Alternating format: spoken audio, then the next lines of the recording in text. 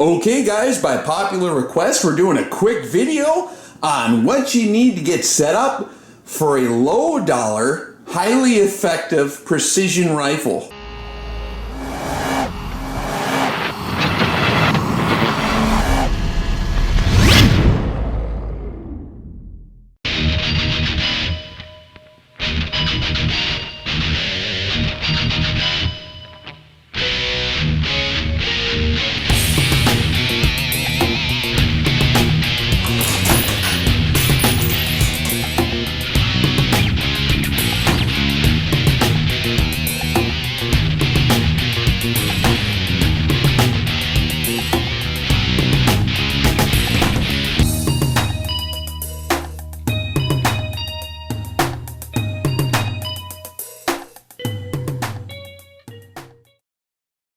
On the table here we got lots of different equipment. As you can see, this is actually a setup that's going to make me look really stupid because I'm one of these guys that likes the schnob equipment. I like the $3,000 German optics and I like the custom rifles, but we're going to make a point here in showing you guys that you don't need to spend that kind of coin to be super deadly out to the max effective range of the cartridge you're using.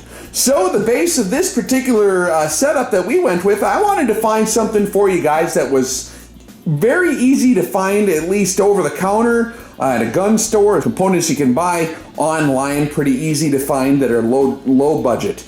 And we're talking like $1,000 to get started, okay? This particular rifle here is the one I decided to go with for the demonstration. I bought this just for you guys. And yes, I do spend my own hard-earned cash when I buy these rifles for review. And so I did a tiny bit of research when I went into the gun store and saw what was on the market today. This is a Savage, okay? Now, I've never been a big fan of Savage myself just because I'm a schnob, okay? But in all honesty, from the Model 10s that I've shot before, they shoot very good. And they make schnobs like me look like kind of an idiot when they lay them all in their under an inch, even half-inch groups sometimes with just a factory rifle over the counter. This thing costs like $600 on sale, okay? At a big sporting goods store I was at. This has your tactical bolt knob on your bolt here, your handle. It has a 20-minute aluminum base that was included and a 10-round magazine. This is in .308 caliber, 1 in 10 twist. And we have a heavy fluted barrel. Savage does button rifle their barrels. And from my prior experience, these can make them all touch at 100 if you do your part and practice your fundamentals. Also, I will tell you, I don't know if you can see in there, see that shiny stuff? This is aluminum bedded rifle stock, okay? So this action is firmly bedded into the aluminum. And this is not just your standard injection molded stock, which is what it appeared to be. This is actually pretty solidly built. So the model on this is the Savage Model 10 .308 Winchester. And we can give you the details in the video here, and I'll post them right down here. The words for you, see? That's the model it is, because I can't remember as I'm talking. This does have the AccuTrigger, okay? Never been a fan of it just because I'm a schnob and I like other stuff, but actually it's a very good design. It's a good, safe way to get a real light trigger that is safe. You have the safety built into here and you have to engage this before it'll go.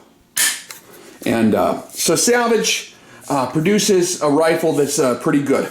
Some of the other design characteristics a lot of folks maybe know about, maybe they don't. They have a free-floating bolt head, where the bolt head is a separate piece that kind of self-adjusts. If you have a cartridge that seats back here and the head of that cartridge is not perfectly square, or your chamber is not perfectly square, which is going to happen in a over-the-counter mass-produced rifle, this bolt design with the free-floating head is going to self-center and it's going to mate up on there a lot more solidly, or squarely, if you will. Also, the way the barrel is attached is there is a nut here that kind of threads on, so they have some different design characteristics that a lot of folks might overlook that actually help to make them operate quite well. We have a tang safety. Some folks don't like those. I actually do because I grew up on the old M77 Rugers. That's really, your safety is right here and in between your ears. Don't point loaded weapons at stuff you don't want to die and pull the trigger, okay? But there's your safety. This particular model is a little different. The other ones used a military magazine, I believe is what the guy told me. And this is their 10-round proprietary mag, which these things are a little more expensive, I believe. And what the hell am I doing? There we go. These things are a little more expensive than your military pattern mags, but it did lower the cost of the rifle setup quite a bit. So I was able to pick up this rifle for $600 and some, okay, over the counter. I don't have to mess with this. It's also threaded, which is a 5/8 by 24 threading, which will be handy for certain things we'll get into in a second. So there's the base of your system right there. So all you need to do, if you want something in 308, and they make them in different cartridges, they make them in 6.5s, I think, and other stuff too. Select your cartridge, and then buy something like this. Something that's kind of ready to roll. Salvage, you get a lot for your money. I don't personally get excited about them, but like I said, for a person who's going to use it for utilitarian applications where you don't care about being cool and you just need it to shoot good, and I'm sorry, a lot of folks might think Savage is really cool, and I suppose they are. I'm going to have to adjust my attitude, so bear with me, fellas. So that's that. There's the base rifle. Next thing you're going to need is some kind of optics, right? And over here we see we got a primary arms, 4-14 by 44. First focal plane. This one has the HUD reticle, which is a high-speed, low-drag reticle, which gives you your ballistic drop compensation. It gives you your wind hold-offs. It gives you target leads for a full-size bad guy running at a 90-degree angle. And it has various ranging methods. It's probably one of the smartest designated marksman reticles available, actually. And in a very affordable scope. This scope ain't like super high quality if you compare it to your European stuff like I'm a schnob about. This is going to be very comparable quality to some of your nicer over-the-counter sporting optics. Okay, this is going to be right in the category with Nikon, maybe some of the middle-of-the-range Leupold stuff, Vortex, PST lineup. This is going to be comparable with that quality range. These are like in the $300 price range though. So this particular brand is good about pricing their stuff in that fair price range. Illuminated reticle. It does have the target turrets, which is nice for if you're running a suppressor or something, you have to continuously adjust your zero when you attach and detach your suppressor. But honestly, I would not really recommend using these turrets to accomplish your elevation corrections. Although they do seem to kind of work and ain't going to be as good as using this reticle for designated marksman applications. It's going to be a lot quicker. You know, you're not going to have to learn any math. You're not going to have to even learn ballistics. So you can take a complete goofball out in the field with a reticle design like this and have them hit and steal at 800 yards within like a couple seconds, okay? It's actually, you know, within one magazine, they're going to be just knocking the heck out of steel plates from 0 to 600 with a reticle design like this. Is this conducive for like high precision? Not maybe as good as optics setup that you're going to dial in, but that's a different application. But for real world applications, such as game that's moving around at unknown distances where you only have a small amount of time to adjust fire, a reticle design like this is actually a smart way to go. And it's the cheapest way to go because everything is done in the reticle. So they don't have to spend a lot of money on making these tracking mechanisms flawless. That's why your $3,000 scopes are $3,000, because these tracking mechanisms have to be perfect if you're going to use these to dial in and index your firing solutions. This way, the way you would work this scope is you just zero it at 100 or whatever your recommended zero range is for the ballistic drop compensation. That's all in the instruction manual in the scope box here. But you basically zero this critter, and the ballistic drop compensation will get you pretty darn close for most real-world designated marksman style applications. So this is a smart way to go here, actually. And like I said, comparable quality to a lot of your over-the-counter sporting and even some of your lower grade tactical optics over the counter. But you do get like a $3,000 quality reticle in here, which is what makes it kind of a cool choice. So this is a perfect mate for this rifle. So you got this rifle, $600. You got this scope, $300. Okay, that's now you need to spend a little bit more. You got to get a set of rings. I got these from Optics Planet, and these are the Burris Extreme Tactical rings. They're aluminum. We got an aluminum base here, okay? So I'm not going to put steel rings on here. I don't like to mix new wine with old wine skins. If I'm running aluminum base, I like to run aluminum rings. We get into that in our Sniper 101 selection equipment giant rants that we do.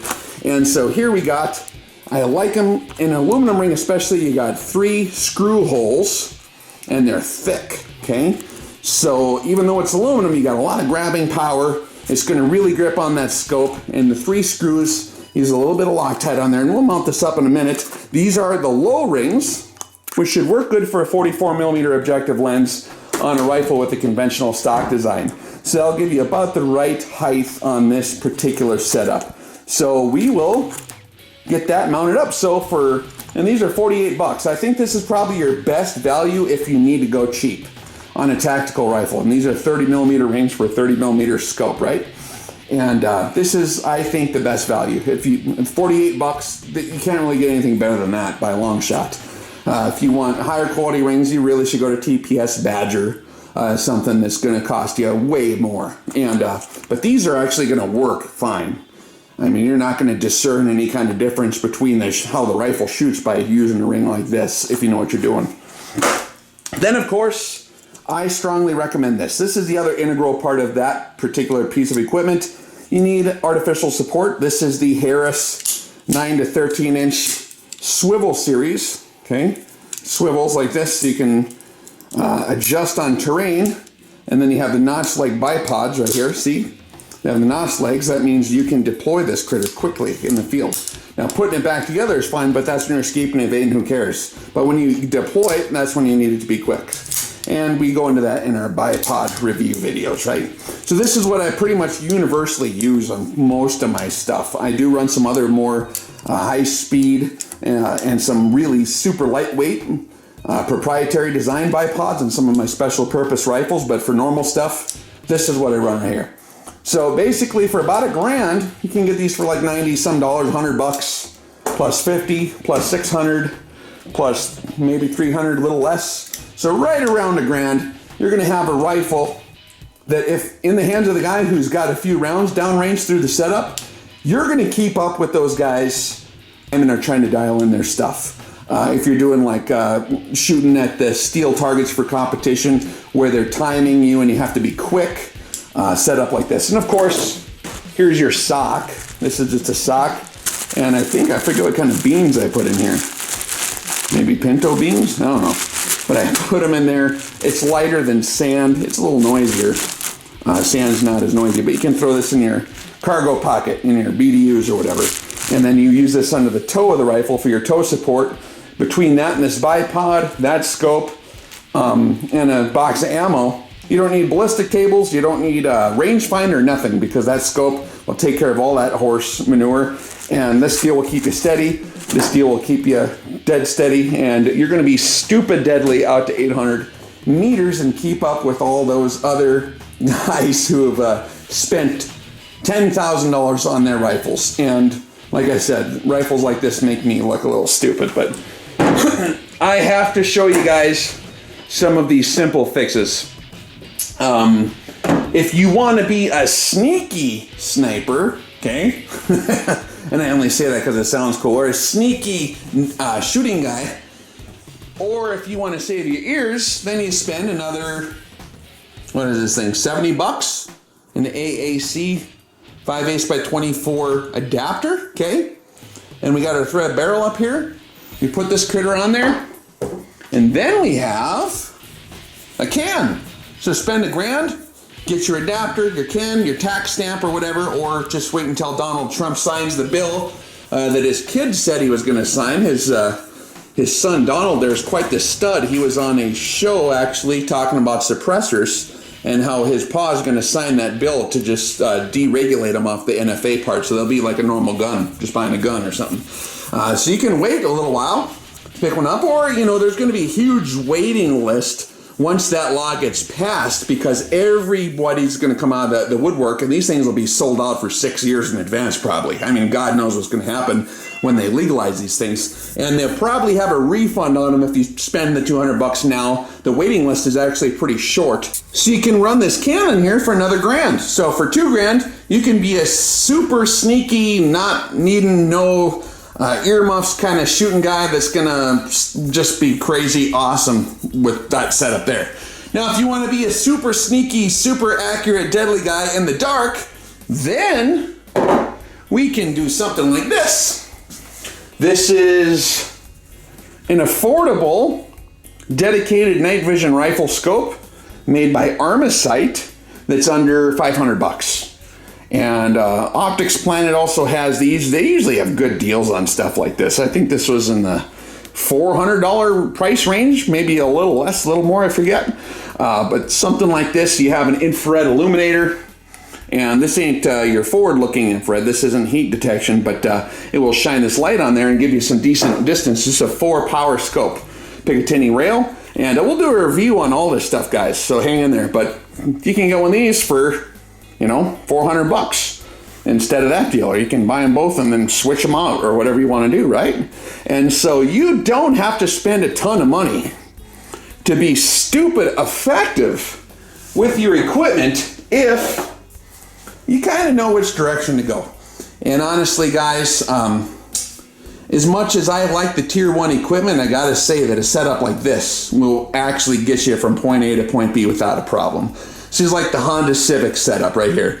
Super reliable. You don't need to screw around a lot. It's not real fancy. It's not the best ride, but it's going to work plenty good for the money. It's awesome. Oh, and don't forget your awesome tactical ninja sunglasses here. You got to have them too, okay? All right, guys. I hope that was a good introduction to kind of a setup, and we'll show you here once we get these things rolling how they perform. I just thought I'd shoot this deal before I put everything together for you. One of them tabletop reviews that I hate doing, except now that I'm old and sweaty and it's 3 feet of snow outside, I'm doing a tabletop review, so I stand corrected.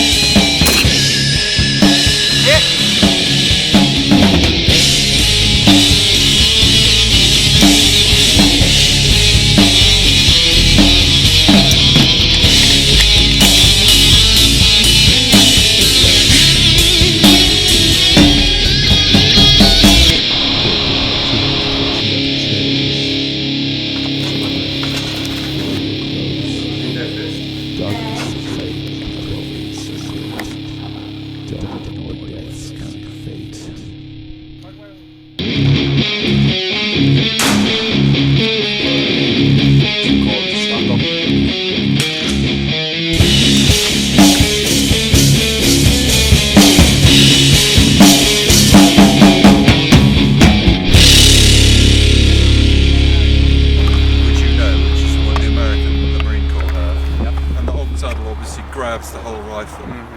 We were firing a 50 cal off that, and it was